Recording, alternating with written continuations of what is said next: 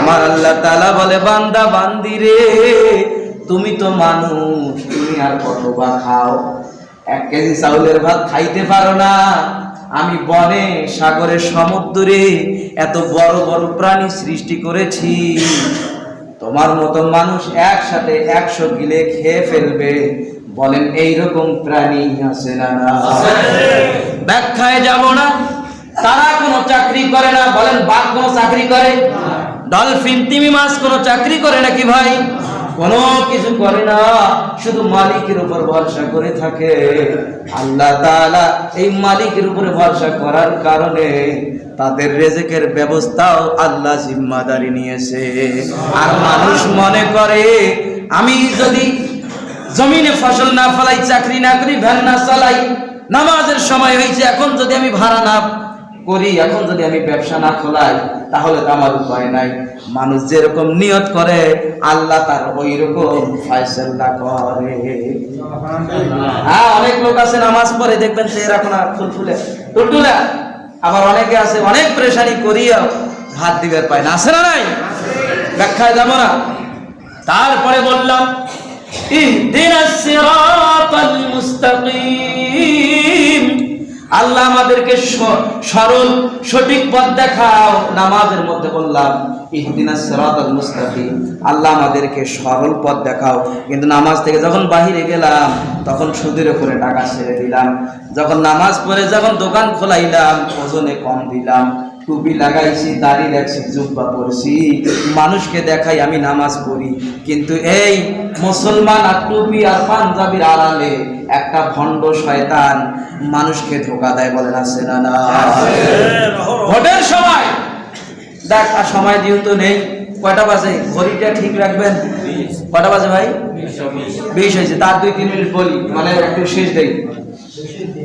তো প্রিয় ভাইরা, মানে যখন নির্বাচন আসে, আপনারা তো আমাকে নেওয়ার জন্য এখানে যখন আমি নিয়োগ প্রাপ্ত হই, কয়টা ইমাম দেখছেন বলেন তো? আর কয়টা ভাই? 12-13টা ইমাম দেখছে, তারপরে আমাকে এখানে নিয়োগ দিয়েছে। কথাটা একটু বুঝবেন, বুঝার জন্য বলতেছি। আমি কোথায় চাকরি করি, কোথায় কি করি, বাবার নাম কি, দাদার নাম কি, তার দাদার নাম কি, এলিম কালাম কত, কোথায় পড়াশোনা করেছি, সব কিছু জেনে বুঝে এই 2-1000 মুসল্লির ইমামের দায়িত্ব দিয়েছে। আর যখন একটা সমাজের নেতৃত্ব দেয়, একটা থানার নেতৃত্ব দেয়, একটা জেলার নেতৃত্ব দেয়, একটা দেশের নেতৃত্ব দেয়, সে চোর, মাতাল, ইয়াবাখোর, জেনাখোর, তাসারু, মদারু, জুয়ারু, বলেন আছে না নাই? কিন্তু ওইখানে কোনো কথা নাই। কিন্তু ইমাম যখন নিয়োগ দেয়, হুজুরের বউ করতে পারে তো? হ্যাঁ, হুজুর আবার ঘুষ খায় নাকি? হুজুর আবার জমি বন্ধক নিছে নাকি? বলেন আছে না নাই? কিন্তু যাদের সমাজে নেতৃত্ব দিবে, যাদের কথা মতো চলবে, যাদের হক, সঠিক হকটা মানুষের মাঝে বন্টন করে দিবে, এইরকম লোক নামাজের ইহতিমাম করে না। আর যদি নামাজের সময় হয় উযুও করে না, রুমাল একটা মাথায় দিয়ে এসে নামাজে খাড়া হয়ে যায়। বলেন এর থেকে ধোঁকাবাজি, এর থেকে মুনাফিকি আসমানের নিচে জমিনে আর হতে পারে ভাই? টুপি পড়ছে, বললে মানুষ বিশ্বাস করবে, বলছে ভাই এটা 10 টাকার আমার উপরে কেনা। 10 টাকার উপরে যদি কেনা হয় তো অবশ্যই 11 টাকা দিতে হয়। কিন্তু খোঁজ নিয়ে দেখা যায় মালের দাম 2 টাকা। আছে না নাই? তাহলে এইরকম যদি ইমানদার আর এইরকম যদি টুপিওয়ালা, জুব্বাওয়ালা হয়, তাহলে এই ব্যক্তির দ্বারা কতটুকু সমাজের মানুষ উপকৃত হবে একটু চিন্তার বিষয়, ঠিক কিনা? আল হক মুরুন, এই হক কথাগুলো তিতা লাগতে পারে অনেকের কাছে, কিন্তু আসলে এটি বাস্তব। প্রিয় ভাইরা আমার, পরের আয়াতে বলতেছি সিরাতাল্লাযীনা আন'আমতা আলাইহিম, আল্লাহ তাআলা যারা সঠিক পথে আছে, আল্লাহ যাদের উপরে তুমি রহমত করেছো তাদের পথে আমাদেরকে চালাও। কিন্তু যখন মসজিদ থেকে বাহিরে যায়, তাদের দেখলে জঙ্গিবাদ মনে হয়, তাদের দেখলে ধোঁকাবাজ মনে হয়, তাদের দেখলে মনে হয় ধর্ম ব্যবসায়ী। বলেন আছে না? হ্যাঁ। আর যারা নেশা করে, যারা মোষ এত বড় থইছে, যাদের নামাজের ইহতিমাম নাই, শরীরে কাপড় নাই, তারা বড় বড় বাবা, তাদের দরবারে অনেক কিছু নিয়ে যাওয়া হয়। আর ইমাম সাহেবের বেতন 5,000 টাকা, ইমাম সাহেবের বউ পর্দায় থাকতে পারে না, ইমাম সাহেবের বাবার জন্য ইমাম সাহেব 1 কেজি আপেল কিনতে পারে না, তার মেয়ে অসুস্থ, ভালো ডাক্তার দেখাইতে পারে না। আর তুমি ল্যাংটা বাবার দরবারে গরু নিয়ে যাও, বাস নিয়ে যাও, বছরে বছরে হাদিয়া তো বাবার দরবারে পাঠাও, কিন্তু মসজিদের ইমাম সাহেবের খবর নাই। তুমি বড় ইমানদার, ঠিক কিনা কথা বলেন? আজকে ইমামরা সমাজে নির্যাতিত, অবহেলিত। ইমামদের বেতন হওয়া দরকার নিম্নে 20,000 টাকা।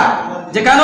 কারণ ইমাম যখন ঘুমায়, এই ঘুমের মধ্যেও তার সবসময় চিন্তা হয় কখন ফজরের আজান হয়, ঠিকভাবে মসজিদে যাই। বলেন আছে না নাই? আপনি তো নাক ডেকে ঘুমাইলেন, আর ইমাম সাহেব যদি একদিন ফজর আসতে না পারে, পরের দিনে মসজিদ সহ এলাকায়, শুধু এলাকায় নয়, 1 সপ্তাহ এই কথার সমালোচনা আছে না নাই?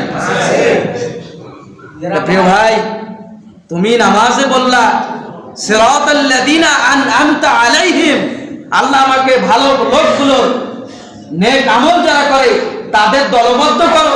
তা নেক আমল কারা করে? যারা না নামাজের ইহতেমাম করে, যারা না হজ করে, যাকাত দেয়, যারা না আল্লাহর হুকুম মানে, তাদের পথে তো আপনি চলবেন। আল্লাহ গায়রিল মাগদুবি আলাইহিম ওয়ালাদ দাল্লিন, আল্লাহ যারা পথভ্রষ্ট হয়েছে, আল্লাহ যাদের উপরে তুমি গজব দিয়েছো, যাদের উপরে তুমি আযাব দিয়েছো, আল্লাহ তাদের পথে আমাকে নিও না। কোথায় বললাম ভাই? নামাজের মধ্যে বললাম, সূরা ফাতিহার মধ্যে বললাম। 1 বার নয়, 2 বার নয়, প্রতিদিন কয়বার হিসাব করি? 5 ওয়াক্ত নামাজে প্রতি রাকাতে সূরা ফাতিহা পড়ি। প্রতিবারেই আমরা এই কথা বলি যে আল্লাহ ভালো লোকের সংস্পর্শে আমাদেরকে রাখো, ভালো লোকদের সোহবতে রাখো, ভালো লোক যে পথে চলেছে ওই পথে আমাকে চলাও, খারাপ লোকের পথে আমাকে চলিও না আল্লাহ।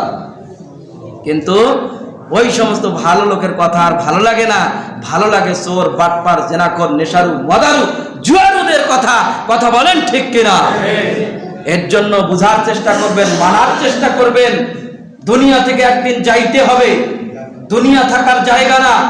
দুনিয়ার মধ্যে থাকতে গেলে টাকা পয়সা, বাড়ি গাড়ি, ধন সম্পদের প্রয়োজন হয়। মৃত্যুর পরে আপনার শুধুমাত্র কেবলমাত্র নেক আমল, শুধুমাত্র নেক আমল ছাড়া আপনার আর কোনো কাজে আসবে না। আর নেক আমলের মধ্যে ঈমান আনার পরে নামাজ পড়া ফরজে আইন। আল্লাহ তাআলা বুঝার, মানার, কথাগুলির উপরে আমল করার তৌফিক দান করুক। সকলে বলি আল্লাহুম্মা আমিন।